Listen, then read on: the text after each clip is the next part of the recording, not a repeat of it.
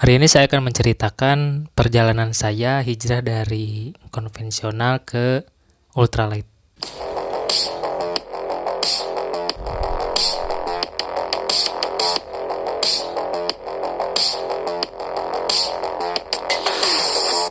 Sekitar kelas 1 atau 2 SMA lah. Jadi dari dulu itu emang suka naik gunung, karena memang di belakang rumah ada gunung juga, cuman gak terlalu tinggi. Ketinggiannya cuman 1072 mdpl. Ya bisa dikategorikan gunung lah ya, karena emang lebih dari ketinggian 1000. Dulu emang suka lari ke gunung, jadi cuman lari aja, belum camping. Nah, kesini waktu SMA diajak teman camping di gunung belakang rumah. Dulu masih pakai bahan bakarnya bensin. Jadi dari rumah bawa bensin, pakai ke botol, masukkan ke botol, dibawa ke atas.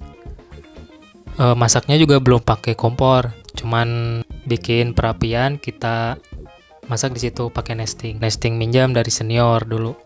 Tasnya juga tas minjam. Masak seadanya dulu kan, cuman pakai kastrol namanya, pakai kastrol, pakai nesting buat masak. Ya masak telur, masak nasi kayak biasa aja. Untuk tempat tidur kita cuman bawa flysheet dulu, bawa flysheet, cuman dikait-kaitkan aja di pohon. Masih pakai sleeping bag yang besar. Dulu kan minjem dari senior. Dia punya sleeping bag yang dari TNI itu tuh, yang besar. Jadi satu tas kita, setengah tasnya itu emang udah keisi sama sleeping bag. Nah udah pulang dari sana, beberapa minggu kemudian ada senior lain yang ngajak buat camping. Dulu pertama camping itu di danau, salah satu danau di perbatasan Garut dan Bandung. Dulu di sana pertama kali camping jauh ya, selain dekat rumah. Dulu masih pakai sendal, dulu ke sana masih pakai sendal, celananya masih celana jeans. Jadi katanya celana PDL cuman bahannya jeans. Jaketnya masih jaket yang dalamannya polar. Tasnya masih tas ala-ala TNI gitu, carrier TNI, matras gulung. Dan kita cuman bawa peralatan seadanya aja. Jadi kita cuman bawa sleeping bag, alat masak, bahan makanan, baju ganti, dan ongkos. Cuman itu aja sih. Pas kelas 2 SMA, dulu ada mata pelajaran itu seni budaya namanya. Jadi gurunya itu guru seni rupa. Jadi ada tugas, kita tuh harus gambar pakai jangka dengan tinta bak. Jadi kita bikin desain keramik di kertas A3. Jadi dulu itu emang banyak orang yang belum bisa lancar. Dan kebetulan saya udah bisa lancar. Nah dari itu saya jualan kertas itu. Saya jualan desainnya. Jadi ada yang masih sketsa, ada yang udah jadi. Sketsanya saya jual 5.000. Untuk udah jadinya saya jual 10.000. Nah itu kan lumayan. Jadi selama kurang lebih 2 bulan lah, saya nabung dari uang jualan itu. Saya beli tas pertama saya. Dulu tas pertama saya itu Eiger mereknya. Nah ini tas pertama saya mereknya Eiger. Ini Eiger kapasitasnya 15 liter. Ini ada namanya Machu Picchu 15L. Ini tasnya masih awet, karena emang logo lama ya. Logo lama Eiger itu memang pada awet, nggak kayak sekarang. Dulu setelah beli tas Eiger, saya beli sleeping bag. Sleeping bagnya itu Array. Kebetulan udah dijual ya.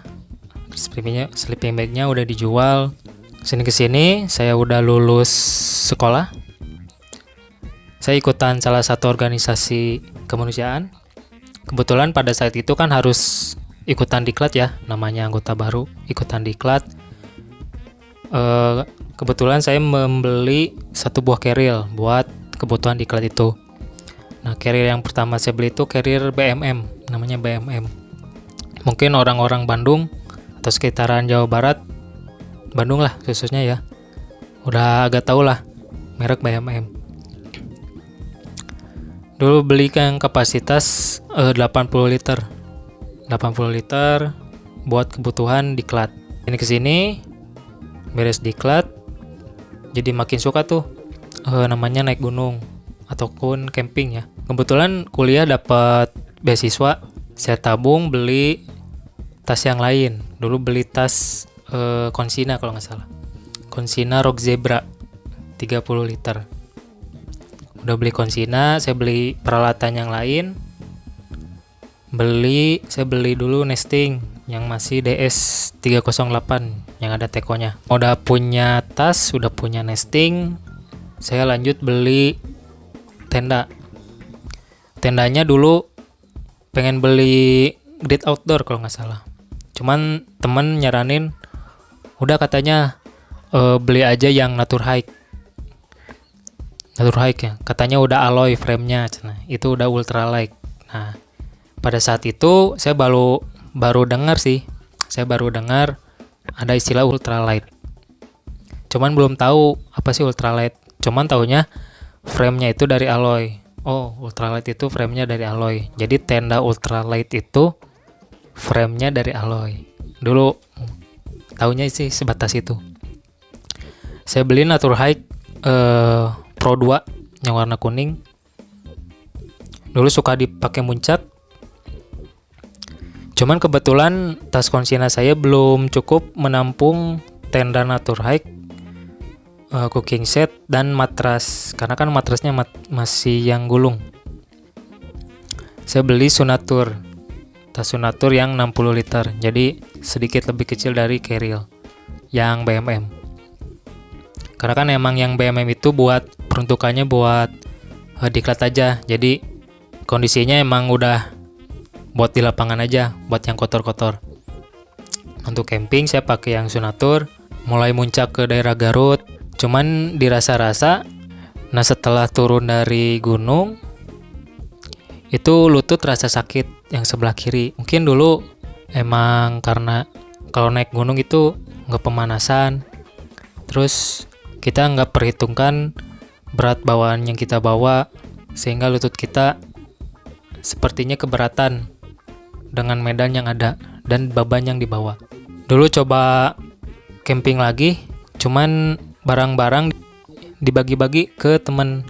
Karena emang saya dulu kalau camping semua barang bawaan ya saya bawa sendiri, nggak dibagi-bagi per tim. Kayak ada yang bawa logistik, ada yang bawa apa. Dulu emang nggak gitu.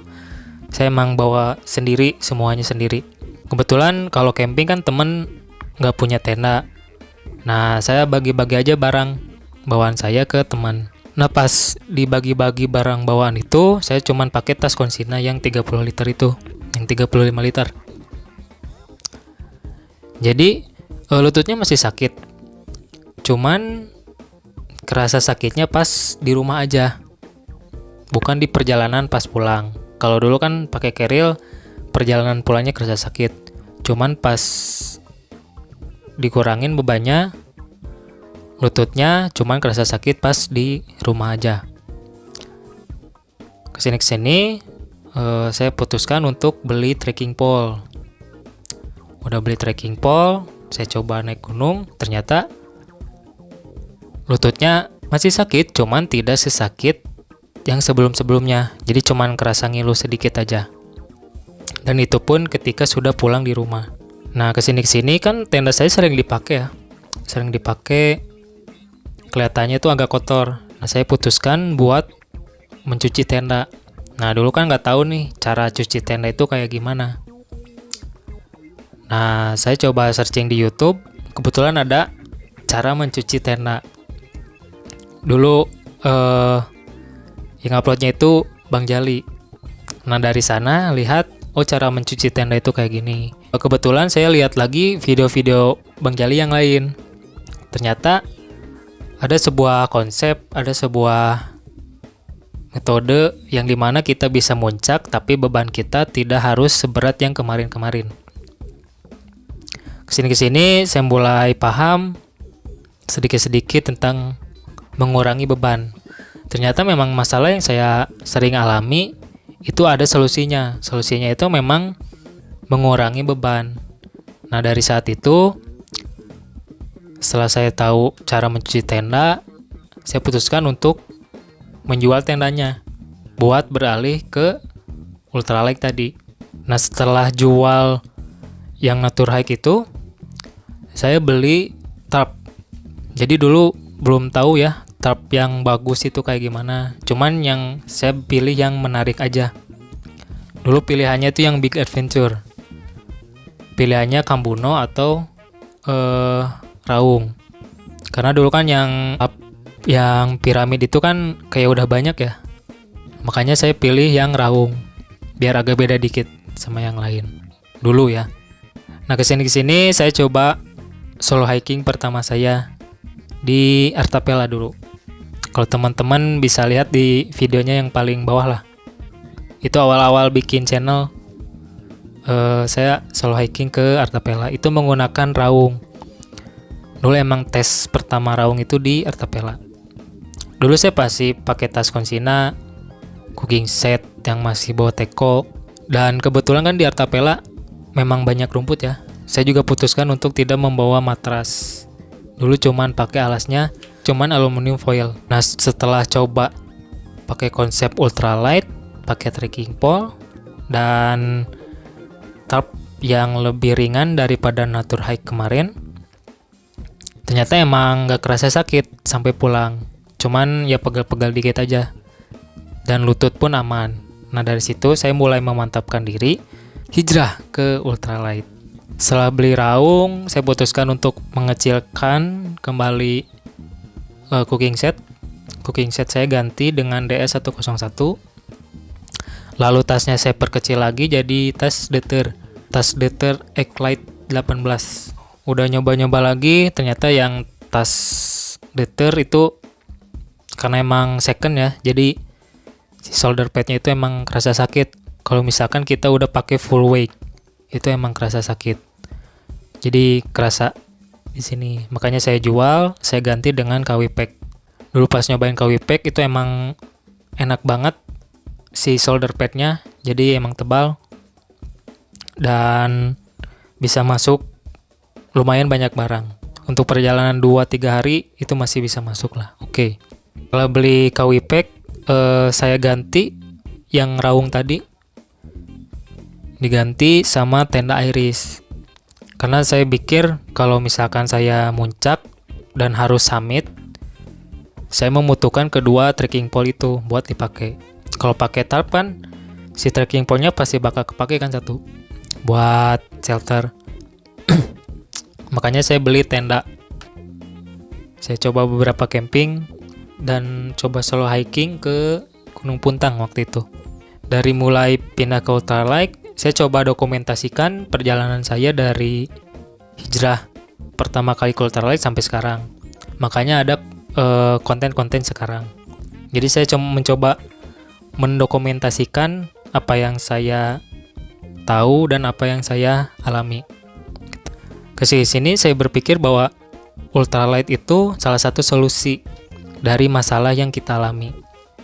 Kalau misalkan dulu waktu masih konvensional saya tidak terkilir mungkin, atau mungkin bebannya terlalu berat sehingga mengakibatkan lutut saya cedera, ya mungkin saya sekarang nggak akan mencoba konsep ultralight. Cuman kebetulan waktu itu sakit lutut sehingga sedikit-sedikit memaksa saya untuk mengurangi beban. Nah, jadi ultralight itu adalah salah satu solusi gimana saya tetap bisa camping tanpa merasakan nyeri. Itu sih menurut saya ultralight. Jadi ultralight menurut saya adalah solusi dari masalah yang kita alami sewaktu dulu pertama kali camping. Kesini saya belajar kalau ultralight itu nggak harus pakai merek yang mahal, nggak harus pakai mug titanium, nggak harus pakai kompor yang MSR ataupun brand yang mahal, nggak usah. Malahan sekarang saya coba bikin kompor sendiri, bikin windshield sendiri, bikin meja lipat sendiri, dan nanti mudah-mudahan saya akan bikin tas ultralight sendiri. Mungkin di beberapa video ke depan nanti saya akan upload sebuah film kecil bagaimana saya membuat tas ultralight dari bahan yang bekas. Walaupun memang bahan utamanya kita harus beli sendiri ya, kayak bakel, kayak ring tangga, kita kan emang harus beli ya itu, karena kita emang gak bisa buat sendiri. Kayak busa untuk shoulder padnya, kita emang beli sendiri. Cuman untuk bagian tas yang utama nanti, saya akan coba buat dari jaket yang bekas. Ya mungkin itu aja bincang-bincang kali ini. Terima kasih telah menonton video saya dari dari awal video hingga video kali ini. Dan terima kasih juga sudah menonton video ini dari awal hingga akhir. Oke, buat teman-teman yang belum subscribe, jangan lupa untuk subscribe biar kami lebih semangat dalam membuat konten berikutnya. Terima kasih telah mendengarkan. NC.